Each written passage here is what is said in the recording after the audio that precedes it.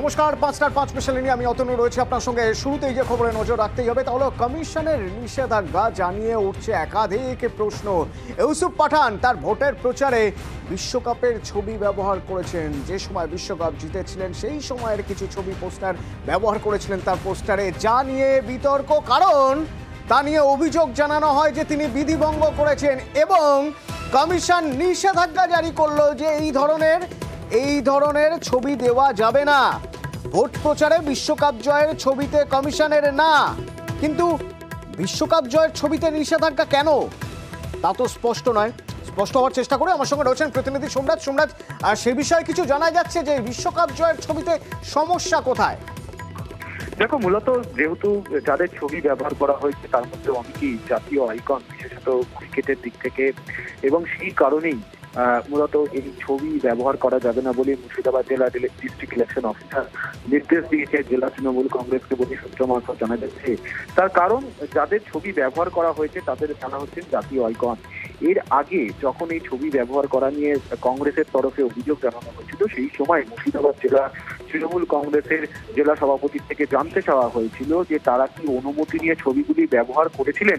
তার উত্তর যখন এসে পৌঁছায় সেই উত্তরে সন্তুষ্ট হতে পারেনি এবং সেই কারণেই মূলত এই ছবি যে ব্যবহার করা যাবে না সেই বিষয়ে মুর্শিদাবাদ জেলা ডিস্ট্রিক্ট ইলেকশন অফিসার নির্দেশ দিয়েছেন। কিন্তু সোমরাজ, যদি অনুমতি নিয়ে ব্যবহার করা হতো এই ছবি, তাহলে এই ছবি ব্যবহারে নির্বাচনী বিধিভঙ্গ হতো না। দেখো, নির্বাচনী বিধি ভঙ্গ হয়েছে কি হয়নি সেটা জাতীয় নির্বাচন কমিশনের তরফে সিদ্ধান্ত নেওয়া হবে। তার কারণ, গোটা বিষয়টি নির্বাচনী বিধিভঙ্গ হয়েছে নাকি তার সিও দপ্তরের তরফে জাতীয় নির্বাচন কমিশনকে পাঠানো হয়েছে। জাতীয় নির্বাচন কমিশনের তরফে এখনো পর্যন্ত সেই বিষয়ে কোনো উত্তর দেওয়া হয়নি বলে কমিশন সূত্রে জানা যাচ্ছে। কিন্তু মূলত যেহেতু অনুমতি নিয়ে ছবি ব্যবহার করা হয়েছিল নাকি এই উত্তর চাওয়া হয়েছিল জেলা তৃণমূল কংগ্রেসের সভাপতির কাছ থেকে, এবং সেই উত্তরে সন্তুষ্ট না হওয়ার জন্য আপাতত সেই ছবি ব্যবহার করা যাবে না প্রচার কর্মসূচিতে বলেই মুর্শিদাবাদ জেলার ডিস্ট্রিক্ট ইলেকশন অফিসার নির্দেশ দিয়েছেন। এবং সেই নির্দেশ এবং এই যে নির্দেশটি দেওয়া হয়েছে অর্থাৎ ছবি ব্যবহার করা যাবে না, সেই কথাও রাজ্যের সিও দপ্তরকে জানানো হয়েছে।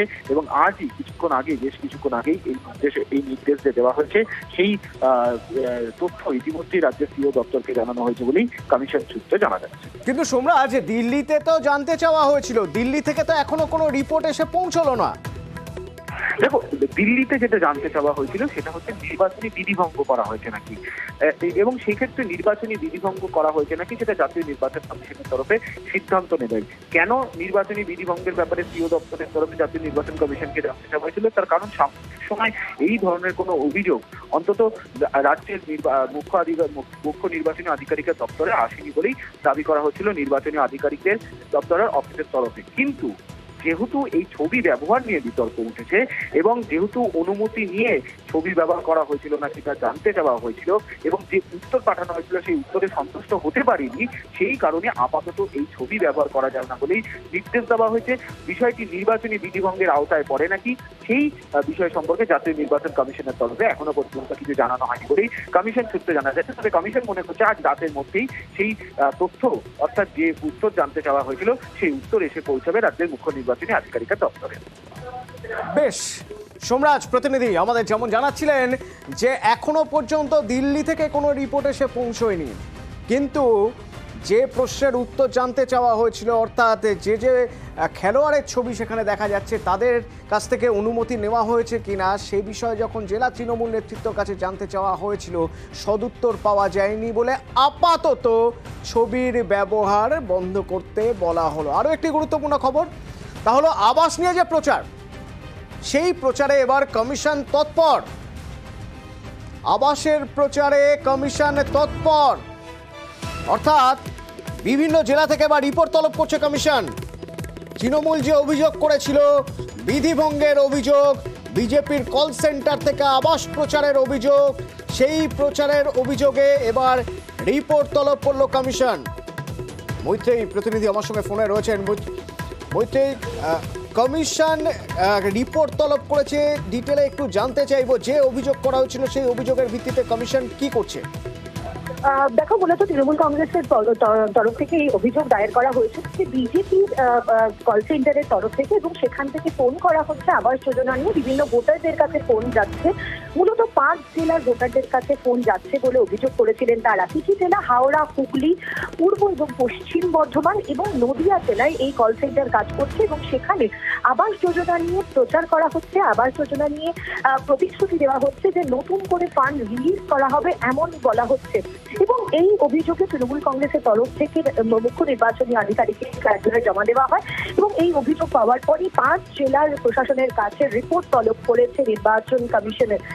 মুখ্য নির্বাচন আধিকারিকের তরফ থেকে রিপোর্ট তলব করা হয়েছে, এবং একই সঙ্গে তারা সেই অডিও ক্লিপও খুঁজছেন যেখানে এই বিষয় সম্পর্কে বলা হচ্ছে যে যেখানে আবাস যোজনায় নতুন ফান্ড রিলিজের কথা কল সেন্টার থেকে বলা হচ্ছে, সেই অডিও ক্লিপেরও খোঁজ করছেন তারা।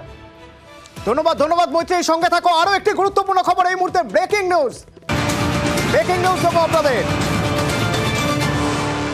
নির্বাচন কমিশন শোকজ করেছিল দিলীপ ঘোষকে, তো সেই শোকজের জবাব দিলেন দিলীপ ঘোষ। মৈত্রী, কি বললেন দিলীপ ঘোষ? দেখো, দিলীপ ঘোষের তরফ থেকে কমিশনের শোকজের জবাব দেওয়া হয়েছে, এবং সেই জবাবে তিনি যেটা জানিয়েছেন বলে আমরা সূত্র মারফত জানতে পারছি, সেখানে তিনি বলেছেন যে কাউকে ব্যক্তিগতভাবে আক্রমণ করা তার উদ্দেশ্য ছিল না। তার কথার একটা অংশ তুলে ধরে তাকে কাঠগড়ায় দাঁড় করানো হচ্ছে, এবং এই বক্তব্য তিনি মুখ্য নির্বাচনী আধিকারিকের কার্যালয়ে তার যে বয়ান, আজ বিকেল 5টার মধ্যে দিলীপ ঘোষকে তার শোকজের জবাব দেওয়ার নির্দেশ দিয়েছিল নির্বাচন কমিশন, এবং সেই রিপোর্ট এবং সেই শোকজের জবাবে দিলীপ ঘোষ মুখ্য নির্বাচনী আধিকারিকের কাছে পাঠিয়ে দিয়েছেন। এবং আমরা মুখ্য নির্বাচনী আধিকারিকের কার্যালয়ের তরফ থেকে যেটা জানতে পারছি, সেই জবাব, অর্থাৎ দিলীপ ঘোষ যেটা বলছেন যে কাউকে ব্যক্তিগতভাবে আক্রমণ করা দিলীপ ঘোষের উদ্দেশ্য ছিল না, এবং তার একটি কথার অংশ তুলে ধরে তাকে কাঠগড়ায় দাঁড় করানো হচ্ছে, সেই বক্তব্য পাঠিয়ে দেওয়া হয়েছে নির্বাচন কমিশনের দপ্তরে। এবার নির্বাচন কমিশন কি ব্যবস্থা গ্রহণ করেন, তারা দিলীপ ঘোষের এই চুক্তি তারা মেনে নেন কিনা, বা তার এই বক্তব্যকে মান্যতা দেন কিনা, সেদিকে নজর থাকবে আমাদের। ধন্যবাদ মৈত্রী, ধন্যবাদ। ব্যক্তিগত হেনস্থা তার উদ্দেশ্য ছিল না, দিলীপ ঘোষ জবাবে জানালেন। যখন নির্বাচন কমিশন শোকজ করেছিল, সেই শোকজের উত্তর দিতে গিয়ে দিলীপ ঘোষ বলছেন ব্যক্তিগত হেনস্থা করার তার কোনো রকম ইচ্ছে ছিল না। এই খবরে থাকবো আমরা, এবং এরই পাশাপাশি প্রচার চলছে জোর কদমে, সেই সব খবর থাকবে বিরতির পর। সঙ্গে থাকুন।